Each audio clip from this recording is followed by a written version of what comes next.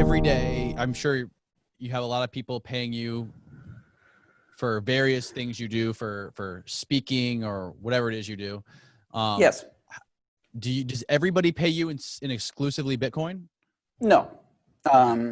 I take US dollars, I take euro, I take yen, I take Bitcoin, I take Ether, I take a bunch of other digital currencies as well. Okay. I get paid in things that have value and I want to receive at the moment. And I also pay some of my employees in US dollars, some of my employees in euros, and some of my employees, quite a few, in Bitcoin. But why? Because it's a hell of a lot easier for both me and them. So if I want to run payroll on a Friday, all of my US dollar employees are not going to get paid until the following Wednesday. That's as fast as the banking system will work, right? Mm-hmm. 3 to 5 days, business days, not days. Right. One day our grandchildren will ask, Grandpa, what's a business day? And then we'll tell them stories of when it took 3 to 5 days to send a payment. And they'll laugh at us. So with Bitcoin, I have sold my car at 11 p.m. on a Saturday while the banks are closed with absolute certainty that I'm going to get paid by someone who wasn't even there. They were buying it for their brother from another state. Can't do that with banks. I pay contractors in all around the world. For example, in the Philippines, I have someone who works for me. And they get paid an hour after I run payroll, whereas all of my US employees who get paid in US dollars have to wait another 3 days, plus the weekend. So, but they get paid right away because they get paid in Bitcoin.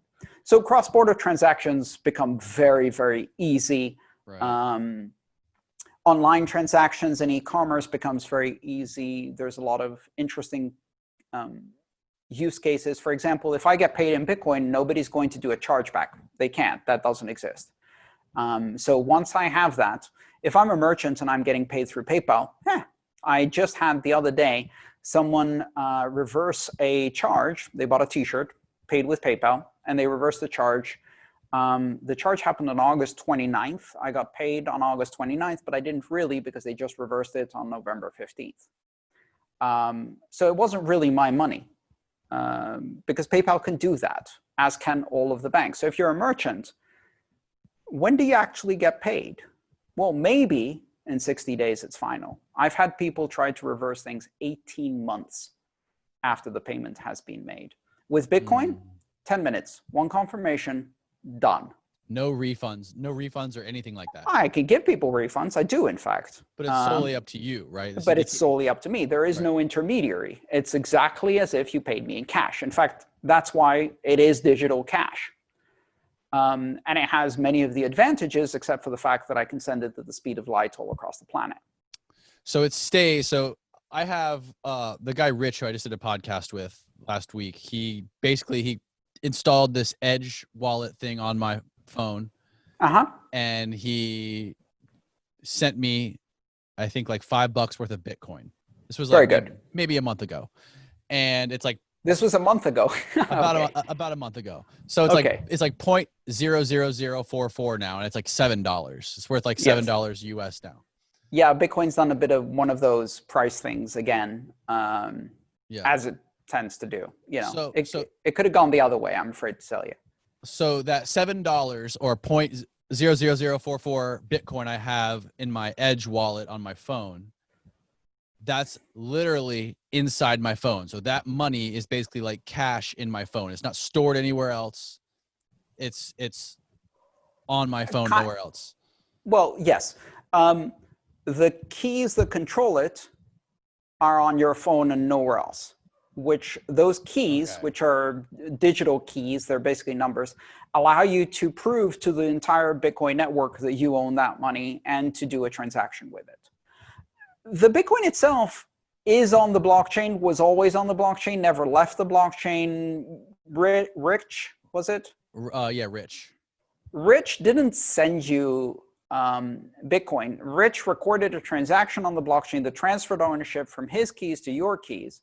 And your wallet saw that this transfer of ownership had happened, but the Bitcoin didn't actually move. All it did was an entry was recorded on the ledger, which is interesting because what that means is that Bitcoin doesn't exist in a place. It exists in every place where someone has a copy of the Bitcoin blockchain. And what exists in your phone is kind of like the 77-digit PIN number that allows you to unlock that particular chunk of 0.0044 Bitcoin and prove to the world that you have the correct control over that. You can present that. It's the PIN number that's the value. Yes. Okay. And that's what's on your smartphone and hopefully also backed up in a number of different places. You have an Edge wallet, they do the backup for you. So yes. Oh, they back it up for you. So if your phone gets stolen or something, you're safe. You can use your password to recover that backup. They can't take it, you can recover it. Okay. Well, I think we're running low on time. I appreciate you doing this, man. I really do. Yeah, and you know, I think it's important to say it's okay to not to feel bewildered by all of this, to not understand it, to find that the more you dig, the more questions you have, and the more it seems confusing and intricate and detailed it is. What I want to point out is that for those of us who are kind of my age, this is the experience we had with the internet, right? And it's like we watched all of these TV shows where people were going, so what is the internet? Is that the www or is that the @hotmail.com? And it's like, no, that's email. Yeah, but email is I don't get it. And exactly what it's like. Yes, and if I was to try and explain to someone non-technical how routing works on the internet, or how TCP/IP works, or how SSL works, or how a browser works, then we're really, or how a complex infrastructure like Netflix works, then we're going into. The important thing is that you don't actually need to understand how TCP/IP routing works, or how the protocol works, or how SSL works, in order to watch something on Netflix. And so what we need to separate here is the engineering from the use. Like most technologies that humans build nowadays, we're building on top of layers of technological evolution that go back millennia. As a result, the little bit we add on top is on this enormous complex foundation. And sometimes the bit we add is in itself intricate and complex. And most people have no idea how it works, whether it's the watch on my wrist, the car I drive, the TV I'm looking at right now. Most people who are not experts don't really need to know these things. But it's important to understand that just because the technology is complex internally doesn't mean that it's difficult to use. That's only the early days. So understanding why Bitcoin works is not the same as explaining how to use it. And I think for your viewers who are like, okay, this kind of sounds interesting, but also very complex, and why should I care? I think the real answer is, when the internet first came out, you could ignore it. Now you can't. And it enriches your life if you become adept at using this technology, whether you are in it or not. The same thing applies with these technologies. They are fundamental and revolutionary reimaginings of how we do money, finance, banking, international relations, and a whole bunch of other things. And so learning among the first how to do the basics, how to use it, back it up, send it, receive it, and be able to recognize the main things. What does an address look like? Okay, so if I wanted to send some to my friend, how would I do that? Just like, what is a browser? How do I open it? And then what do I type? I taught my dad in his 80s how to do these things because that allowed us to connect. There is value in learning these skills, even if you're not going to do much else with them. And so when people ask, so what do I do next? Do I invest? Do I buy this Bitcoin thing? I say start with learn and then continue with earn. Learn the skills like anything else, because you don't have to get the price right, or if you don't get it right, the knowledge is still yours, and you don't have to time it, and you can make mistakes and it doesn't matter. Then earn. rather than think about buying or investing in Bitcoin, see if you can do something that someone's going to pay you for with Bitcoin. Maybe sell something at a garage sale. Yeah, a lot of the times no one will, but someone might bite, and then you got an interesting experience.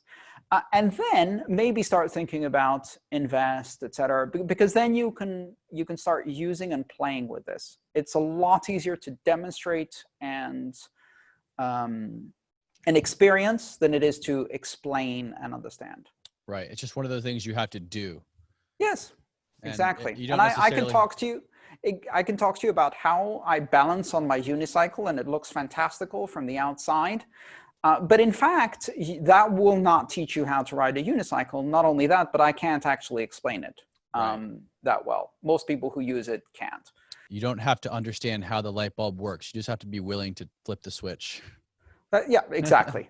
Exactly. That is the case. And, you know, there are some places in the world where this understanding pays very significant dividends. Those are places that are mostly dealing with crises of confidence, crises of politics, crises of government, or just straight up war, famine, problems like that, where if you have a mechanism to sidestep the traditional financial system, get money from abroad, transfer it across a border without getting robbed, and things like that, that's a game changer. That's a life-saving skill. You know, I'll give you a simple example. If you're a refugee and you're trying to escape Venezuela or Syria or whatever, along the road, everything you own will be stolen from you. This is the experience of every refugee on the planet, right? And you will arrive with nothing. Well, except you can actually store Bitcoin on what is known as a mnemonic, which is 12 randomly generated words. This is what wallets use as backups. I can use a wallet, I can install it, I can generate 12 words, and that is basically control of all of the Bitcoin I'll ever use with that wallet. All I have to do is memorize them. Memorize 12 words in sequence, and then throw away your phone or it gets stolen at the first opportunity. Cross 17 international borders, land in another country destitute with nothing, find a phone, install a wallet, type in the 12 words, and all your Bitcoin's waiting for you. Wow. And the fact that you can do that shows you how and why this may be something that it's kind of like almost miraculous in some ways, but at the same time, it's just like so alien to the way money works today that it can actually be a game changer and a lifesaver under some circumstances. So back to your original question, why would a blue collar worker in Pennsylvania want to invest in Bitcoin? Today, not that many reasons. It's more of a curiosity, a plaything. There might be some very interesting applications in the future. But if you live in a place where a dictator is making your money unusable or stealing it from you or making you run for your life, this is a technology that can literally provide an exit and a safe haven for you.